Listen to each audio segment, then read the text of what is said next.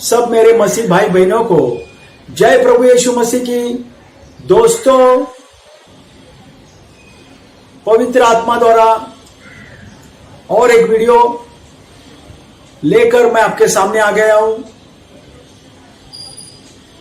यह वीडियो है जिसमें मैं बिलीवर लोगों की बात करूंगा, मसीह लोगों की बात करूंगा कि अगर कोई बिलीवर है, कोई मसीह मेरा भाई मेरी बहन कोई है और वो तकलीफ में है या मुसीबत में है या किसी बीमारी में पड़ी है या पड़े है या और कुछ भी आपत्ति उन पर आई है या फाइनेंशियली कुछ प्रॉब्लम में है, तो इन सब का कारण, देखिए मैं क्या कहता हूं कि इस सब का कारण वो खुद है, मतलब हम खुद होते हैं। परमेश्वर इसका कारण नहीं होता। बिलीवर के बारे में मैं बताऊंगा कि अगर कोई बिलीवर होता है, उसके अड़ोस पड़ोस में नॉन बिलीवर रहते हैं, तो वो कहते हैं अरे यार तुम बिलीवर हो के तुम कहते हो कि हमारा परमेश्वर यहोवा परमेश्वर या पिता परमेश्वर या प्रभु यीशु मसीह जिंदा परमेश्वर है, फिर भी आप तकलीफ में क्यों हो? आप तो बिलीवर हो, संडे चर्च में जाते हो, घर पर प्रेयर रखते हो, हाउस चर्च रखते हो, फिर आप तकलीफ में क्यों है? फाइनेंशियली बीमारी या आपके घर में कोई बीमार क्यों है? तो दोस्तों, उस वक्त वो आदमी या वो मेरी बहन या वो मेरा भाई, जो मेरी बहन है या मेरा भाई, वो क्या जवाब देता है? क्या परमेश्वर ने कुछ किया है? तो ये गलत है। ऐसा नहीं बोलना चाहिए कि परमेश्वर गलत कभी नहीं हो सकता है, हमारा पिता कभी गलत नहीं हो सकता और वो हमारा पिता हमारा परमेश्वर गलत नहीं है, जो हमें सूरज की रोशनी देता है, टाइम पर बरसात गिराकर हमें साल भर का पानी देता है, हमें पीने के लिए, हमें खाने के लिए अनाज देता है।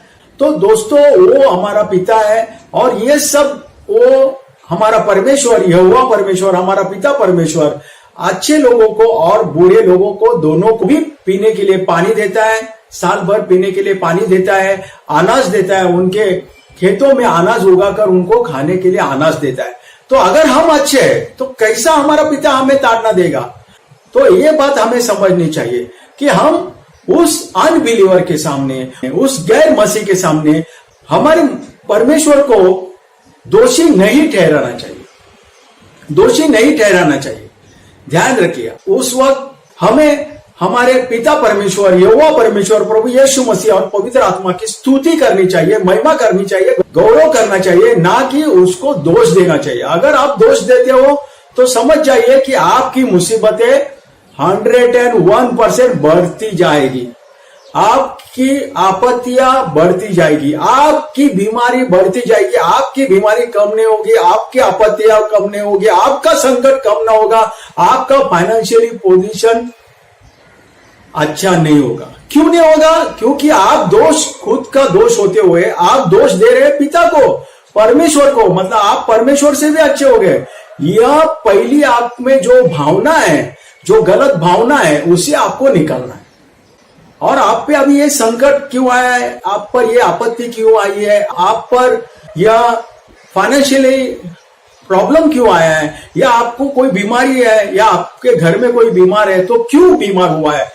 तो इसका कारण कि जब हम नए नए बिलीवर बन जाते हैं, नए नए मसीह बन जाते हैं, नए नए सैल्वेशन प्रेयर, जैसे सैल्वेशन प्रेयर लेने के बाद में, उद्धार की प्रार्थना लेने के बाद में हम पिता पुत्र और पवित्र आत्मा के नाम से बपतिस्मा लेते हैं और हमें बहुत जोश भरा रहता है। तब हम कहते हैं कि परमेश्वर तू हमें तो वारिस कर दिया है, स्वर्ग का वारिस बना दिया है, तेरा पुत्र हमें बना दिया है और हमारे पापों की क्षमा हो गई है, अभी हम स्वर्ग में जाएंगे, अभी हम सुसमाचार सुनाते हैं, हम ये करते हैं, परमेश्वर की आज्ञा मानते हैं, यीशु मसीह की आज्ञा मानते हैं, पवित्र आत्मा के द्वारा चलाए जा रहे हैं।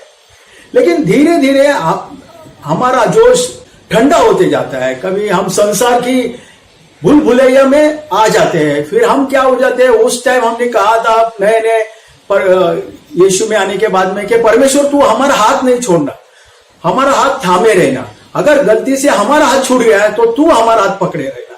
यह हमने उस टाइम परमेश्वर से बोला था और परमेश्वर ने वादा किया था कि भले तुम्हारा हाथ छूट जाए तो मैं तुम्हारा हाथ पकड़ूंगा और तुम्हें उठाऊंगा और तुम्हें सही राह पर लाऊंगा। तो जब हम थोड़े ठंडे हो जाते हैं, फिर हम क्या करते हैं कि हम गलत संगत में आ जाते हैं, या हम ज्यादा करके मसीह लोगों के बीच में ना रहते हुए, बिलीवर लोगों के बीच में ना रहते हुए हम गैर मसीह लोगों के साथ उनके सारे प्रोग्राम अटेंड करते हैं, या उनके कुछ एंजॉयमेंट प्रोग्राम में जाते हैं, या गैर मसीह या नॉन बिलीवर के हम उनके जैसे बातें करने लगती है, संसार के बातें करने लगते हैं, किसी की बीवी पे बुरी नजर डालते हैं, या बुरी नजर रखते हैं, या बुरा सोच रखते हैं, या कोई लेडीज है कि वो किसी पराये मर्द पे बुरी नजर डालती है, या बुरा ख्याल करती है उसके बारे में, या कोई अपने बॉस को बुरा भला बोलते रहते हैं, जबकि परमेश्वर ने आपको बॉस के जरिए आपको रोजी रोटी उपलब्ध की है, लेकिन हम उस बॉस को गाली गलौज कर रहे हैं घर में आके या दोस्तों में, अरे मेरा बॉस ऐसा है, मेरा बॉस वैसा है, हमेशा मुझे तकलीफ देते रहता है, हमेशा मुझे बोलते रहता है, ऐसे हम उस बॉस के प्रति हम बोलते रहते हैं, यह भी गलत है। जैसे अगर कोई आप खुद अगर बॉस हो तो आप अपने एम्प्लॉय के लिए, अपने कर्मचारी लोगों के लिए कहते रहेंगे, अरे ये अच्छा काम ही नहीं करता है, कुछ नहीं करता है, हमेशा मुझे तकलीफें देता है, अरे ये ऐसा ही है, मेरा स्टाफ ऐसा ही है, वैसा ही है। तो ये भी बात गलत है। आप बॉस होने के बाद आप, क्योंकि इन लोगों की वजह से, इन कर्मचारी लोगों की वजह से, इनके काम करने की वजह से आपको इनकम आ जाता है, आपको इनकम होता है, आप उनको सैलरी देते हैं। वो सैलरी मेहरबानी नहीं है कि वो काम करते हैं 12 घंटे, 10 घंटे, 8 घंटे, वॉट एवर इट इज, वो अपने मेहनत का पैसा लेते। तो इस बार इसको भी आपको ध्यान में रखना है। हम किसी अपने पड़ोसी मतलब मैं बाजू वाले के घर की बात नहीं करूंगा, पड़ोसी, यीशु ने कहा है पड़ोसी कौन है। आप बाइबल पढ़ते तो पता चलेगा कि पड़ोसी कौन है, क्योंकि जंगल में जब वो जाता है उसको लगता है उसको कोई मारपीट करता है लुटेरे लोग, तो उसको जो बचाने वाला है वो उसका पड़ोसी है, और जो बचाता नहीं है वो उसका कोई नहीं है। तो पड़ोसी बोलेगा तो बाजू वाला घर ऐसा नहीं है। तो आप आपके पड़ोसी से जलन रखना, मतलब जो भी पड़ोसी बोलेगा तो बाजू का घर में ध्यान नहीं है या बाजू के बिल्डिंग में ध्यान नहीं है, लेकिन आपको किसी से जलन हो रही है, जेलसी हो रही है, ये सब शैतान की ओर से। तो ये सब चीजें आपको परमेश्वर से दूर लेके जाती है, और जब दूर लेके जाती है तो परमेश्वर का जो हाथ आपने पकड़ा था वो आपका हाथ छूटते जाता है, और छूट गया। परमेश्वर बचाता है कि आपके हाथ को ना छूटने दे, लेकिन आप जो संसार के हर लोभ माया मोह में जो जाते हैं तो आप परमेश्वर से दूर हो जाते हैं, शैतान आपको दूर कर देता है, तो आप दूर हो जाते हैं। तो परमेश्वर से दूर होने लगते हैं, तो परमेश्वर तुम्हें, पत्नी है तो पति के जरिए, अगर वो पति है वो दूर जा रहा है परमेश्वर की ओर से, तो पत्नी के जरिए, अपने बच्चों के जरिए, या अपना माता पिता के जरिए, या अपने बिलीवर दोस्तों के जरिए आपको बताते रहते हैं कि यार तू गलत कर रहा है, ऐसा मुझे लग रहा है, तू परमेश्वर से दूर जा रहा है, परमेश्वर के वचनों से दूर जा रहा है, तू यीशु मसीह से दूर जा रहा है, तू यहोवा परमेश्वर से दूर जा रहा है, तू पवित्र आत्मा द्वारा नहीं चला जा रहा है, क्योंकि तेरी सोच अलग, बाइबल से अलग है, वचनों से अलग है। तेरी सोच ये स्वर्ग में जाने की नहीं है।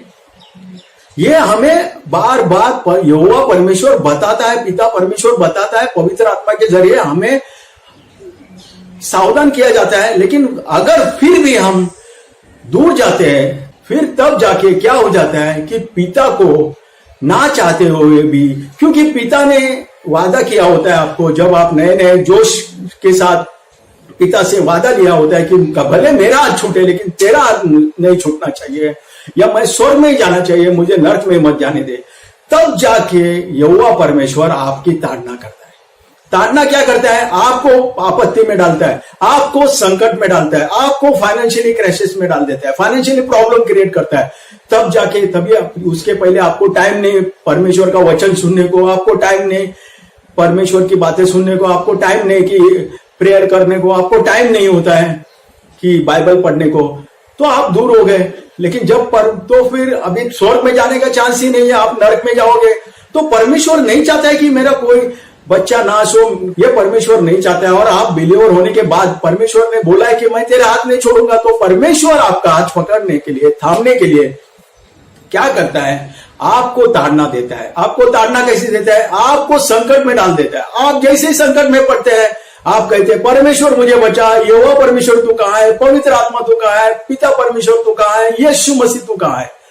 तब जाके आपको याद आती है बाइबल की, तब जाके आपको याद आती है वचनों की। आप बीमारी में गिर गया, तब याद आता है कि वचन क्या कहता है कि परमेश्वर तू मुझे हर बीमारी से चंगाई देगा, यीशु तू चंगाई है, तू उद्धार करता है, तू चंगाई देगा।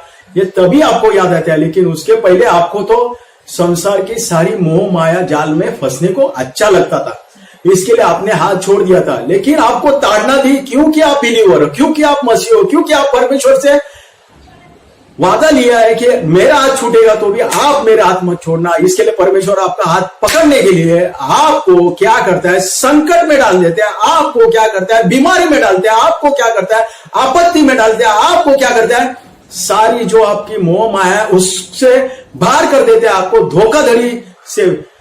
धोखाधड़ी में डाल देता है। और तब आपकी आंखें खुल जाती है, तब आपको पता चलता है, अरे मैं तो परेशान हो गया, मैं तो अभी संकट में गिर गया, अभी मैं क्या करूं, मैं तो अमीर बन रहा था लेकिन अब अचानक से मुझ पर कर्जा हो गया। अब मैं तो अच्छा प्रोग्रेसिव लाइफ था लेकिन मेरा डिमोशन हो गया। मैं तो अच्छा बंगला में रहने वाला था लेकिन मेरा घर अभी लीलाओं में निकला है। मैं तो अच्छा दौड़ रहा था, जॉगिंग कर रहा था, अभी मैं बीमारी से गिर गया, मुझे पैरालिसिस हुआ, मुझे हार्ट अटैक आ गया, मुझे डायबिटीज हो गया, मुझे ब्लड प्रेशर हो गया। तो ये सब परमेश्वर आपकी ताड़ना करता है, क्योंकि आपने परमेश्वर को जानकर भी नहीं जाना। परमेश्वर ने कहा है, बाइबल में वचनों में बताया परमेश्वर ने कि तुम्हारे पापों के लिए यीशु मसीह ने अपने प्राणों की बलि दी है, लेकिन फिर से अगर तुम पाप करोगे तो फिर कौन मरेगा आपके लिए? तो यीशु मसीह बार बार आपके लिए नहीं मरेगा। यीशु मसीह एक ही बार मरा है और आपको बताया है कि मुझ पे विश्वास करोगे और मेरे वचनों पे चलोगे और मेरा हाथ थाम के चलोगे और सही मार्ग पे चलोगे तो मार्ग, सत्य और जीवन मैं हूं, तो स्वर्ग में तुम आओगे, नहीं तो तुम नरक में जाओगे। और इसीलिए इसी के कारण हमारे लिए बार बार माफी नहीं है, फिर ताड़ना है। ताड़ना के बाद भी आपके अनबिलीवर दोस्तों को या गैर मसीह लोगों को आप बताएंगे, तो वो बोलेंगे आप परमेश्वर में, जिंदा परमेश्वर में होकर, यीशु मसीह में होकर आप पे ये परेशानियां क्यों है? तब आप अगर परमेश्वर पर दोष देते हैं तो समझ जाओ कि आप नरक जाने का रास्ता फिक्स किया है। क्योंकि यीशु मसीह ने कहा है कि अगर आपकी एक आंख कुछ गलत कर रही है, गलत देख रही है, तो उसको फोड़ दो और काने होकर स्वर्ग में प्रवेश करो, ना कि दोनों आंख लेकर नरक में जाओ, क्योंकि नरक की आग कभी बुझती नहीं और वहां का कीड़ा कभी मरता नहीं। दूसरी बात, यीशु मसीह ने कहा है, अगर तुम्हारा एक पैर अगर गलत जगह लेके जा रहा है, तुम्हारा एक पैर तुम्हारे पैर लड़खड़ा रहे, तुम्हारे पैर तुम्हें गलत रास्ते लेके जा रहे हैं, तो पैर को तोड़ दो, एक पैर को तोड़ दो और लंगड़ा होकर स्वर्ग में प्रवेश करना अच्छा है, ना कि दोनों पैर लेकर नरक में प्रवेश करो जहां की आग कभी बुझती नहीं है और वहां का कीड़ा कभी मरता नहीं।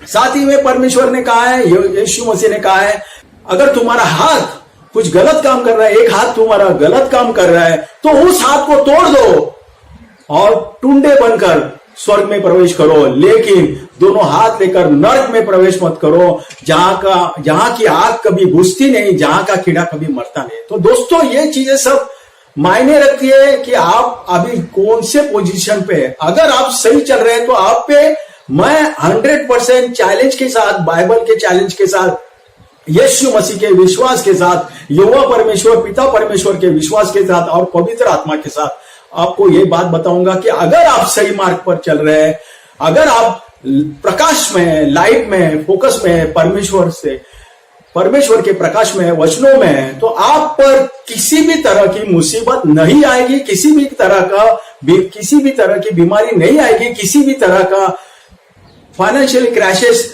या तकलीफें नहीं आएगी, कोई आपत्ति नहीं आएगी। लेकिन आप परमेश्वर से दूर हो जाएंगे, तब आपको परमेश्वर सही रास्ता दिखाने के लिए आपकी ताड़ना करता है ताकि आप स्वर्ग में आ जाए।